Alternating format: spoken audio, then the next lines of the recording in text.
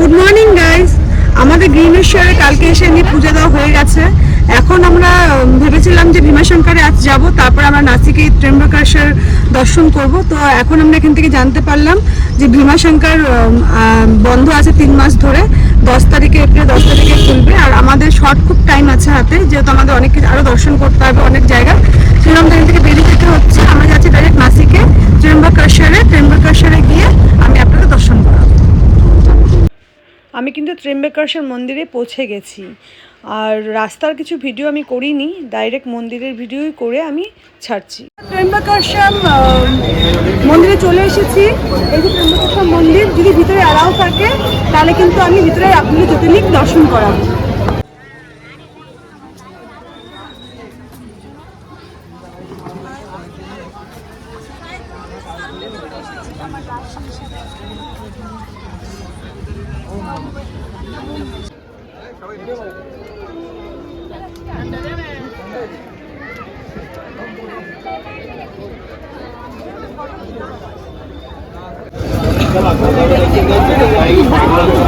আমরা ত্র্যম্বকেশ্বর মন্দিরে চলে এসেছি, তুলে নিয়েছি, টিকাও করে নিয়েছি।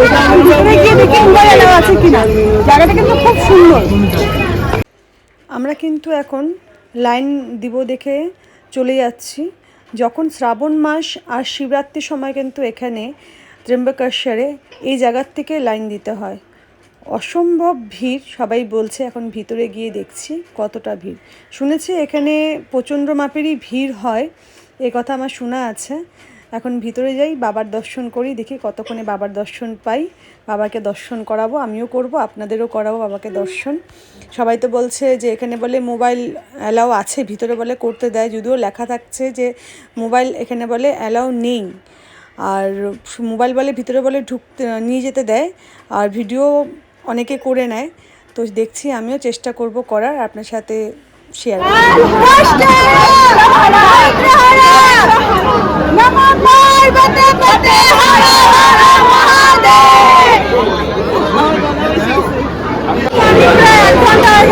দাঁড়িয়ে আছি, প্রচন্ড মাপের ভিড়। ভিড় কিন্তু একটা জিনিস ভালো কি, এখানে জায়গায় জায়গায় বসার সিট দিয়েছে, যেখানে বয়স্করা বাচ্চারা পরিশ্রম বলে করে বসতে পারে। এই জিনিসটা খুব ভালো লেগেছে।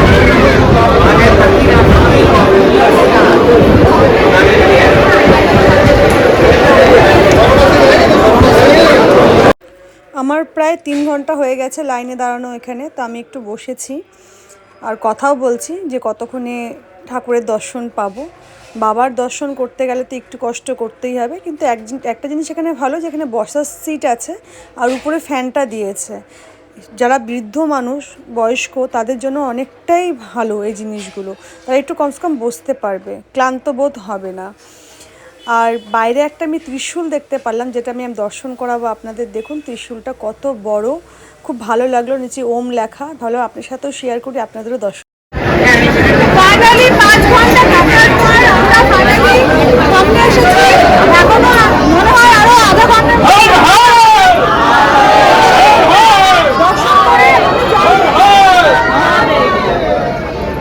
এখন আমাদের মানি পৌঁছায় গেছে লাস্ট মুভমেন্টে। আপনারা দেখতেছেন মানি পৌঁছায় গেছে লাস্ট মুভমেন্টে, আর এখানে লাস্ট মুভমেন্টে পৌঁছায় গেছে। খুব খুশি আমি, খুশি থেকে হায় হায় মহাদেব, হর হর মহাদেব। আমার সাথে বলো কাল হারা, কাল হারা, কষ্ট হারা, কষ্ট হারা, দুঃখ হারা, দারিদ্র হারা, দারিদ্র হারা, রোগ হারা, রোগ হারা। নমো পার্বতী পতে হর হর মহাদেব। এটা হচ্ছে মন্দিরের গেট। এই গেট পেরিয়েই বাবার দর্শন করব আমরা। তো সেই গেটটাই আমি আপনার সাথে শেয়ার করছি। ভিতরে যদি বাই চান্স মোবাইল না নিতে দেয়, সেজন্য গেটটা আমি শেয়ার করলাম। আপনারা দেখতেই পারলেন যে ওখানে লেখা আছে মোবাইল বা ক্যামেরা অ্যালাউ নেই।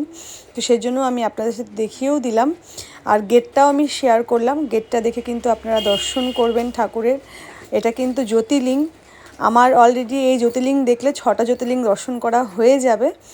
আরও 2টা জ্যোতির্লিঙ্গ আমি দর্শন করব। সেগুলোও আমি কোথায় যাব সেই ভিডিওগুলো আমি শেয়ার করে দেবো আপনাদের, সেগুলো আপনারা দেখতে পারবেন। আর এটা মন্দিরের গেটটা যে দেখেছেন, গেটটার পাশাপাশি সবাই খুব আনন্দ করছে, মহাদেবের ভক্তি নিয়ে, শ্রদ্ধা নিয়ে সবাই খুব এখানে হর হর মহাদেব বলছে, খুব ভালো লাগছে, খুব আনন্দ লাগছে। আর ভিতরে কিন্তু আরতি হচ্ছে, সন্ধ্যা আরতি হচ্ছে, আমরা সন্ধ্যার দিকেই পৌঁছিয়েছিলাম একদম। ভিতরে এত ভাল লাগছে, আমার শুধু মন ছটপট করছে কতক্ষণে ভিতরে যাব আর ঠাকুরের দর্শন করব, কতক্ষণে যাব আর ঠাকুরের দর্শন করব। জানি না বাবা ভিতরে কতক্ষণে আমাদের দর্শন করাবে। এই যে একটু এলইডির আমি এখানে দেখতে পেলাম, দেখে এলইডির ভিডিওটা আমি করলাম, আপনার সাথে শেয়ার করছি।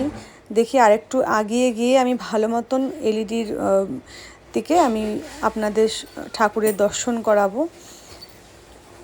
এখানে একটা ঝাড়বাতি, বিশাল বড় ঝাড়বাতি, ভিতরটা কিন্তু খুবই সুন্দর, খুব সুন্দর ভিতরটা। এই যে এলইডির ভিতরেই দেখতে পাচ্ছেন, এখানে ঠাকুরের পুজো হচ্ছে, বাবার পুজো হচ্ছে। এই যে ভালো করে আমি দেখাতে পারছি আপনাদের, দুপাশে এলইডি আছে, মাঝখানে যেটা আছে ওটা হচ্ছে মেন মন্দির। আপনারা দর্শন করুন, আমি দর্শন করেছি, আপনারাও দর্শন করুন, প্রণাম করুন, বাবাকে বলুন আপনারা যেন এখানে আসতে পারেন, দর্শন করতে পারেন। ঠিক আপনারা আসতে পারবেন। আমার মন থেকে আমি শ্রদ্ধা করে বাবাকে বলেছিলাম, বাবা কিন্তু ঠিক আমাকে এখানে নিয়ে এসেছে, দর্শনও করতে পেরেছি, পুজোও দিতে পেরেছি। আমি যখন ভিতরে ঢুকেছি, সন্ধ্যা আরতি হচ্ছিল, সাথে আবার যজ্ঞও হয়েছে।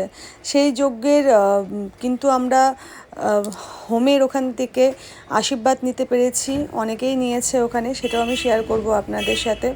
ওখানের থেকে আমি টিকাও মাথায় দিয়েছি, খুব ভালো লাগছিলো। ভিড়টা আপনারা দেখুন, অজস্র ভিড়। আমি 5.5-6 ঘন্টা দাঁড়িয়ে তারপরে কিন্তু এখানে বাবার দর্শন করতে পেরেছি, বাবাকে দেখতে পেরেছি। আমার মানে বলবো কি অসম সৌভাগ্য যে আমি বাবাকে দর্শন করতে পারলাম।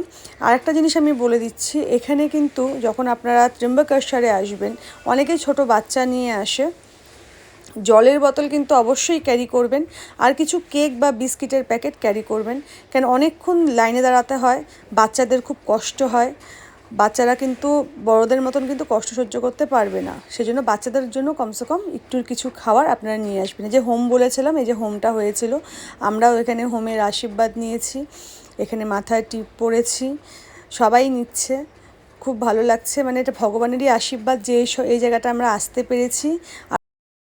আমাদের 6 ঘন্টা এখানে দাঁড়িয়ে থেকে তারপরে আমরা পূজা দিলাম ত্র্যম্বকেশ্বরে, খুব ভালো লাগলো, পূজারি দর্শন খুব ভালো হয়েছে। এখানে আসলে মনে রাখবেন, যখন আপনার লাইনে দাঁড়াবেন জলের বোতল অবশ্যই ক্যারি করবেন, কিছু খাওয়ার ক্যারি করবেন, কেন এখানে কিন্তু 5 থেকে 6 ঘন্টার আগে পুজো দেওয়া যায় না।